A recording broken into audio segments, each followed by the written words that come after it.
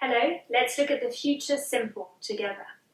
So the form of the future simple, we use a modal verb, will, that never changes. We do not add an S. Be careful at the third person singular, it doesn't change.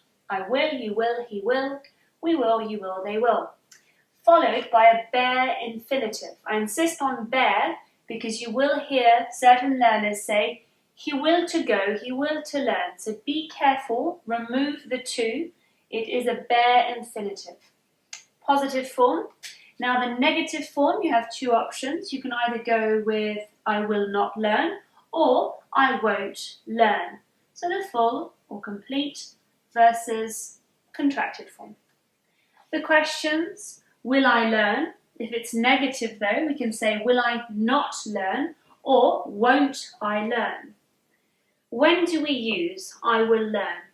We use it when we have something set in the future, something that is certain to happen, or something less certain, something uncertain, or something more spontaneous.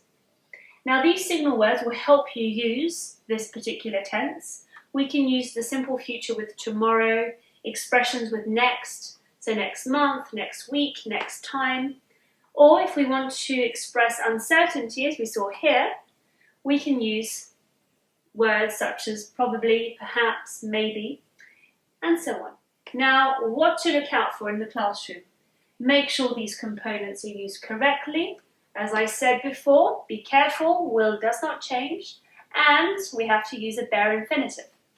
Secondly, don't forget that there are alternatives. We'll look at those in our next video in the future.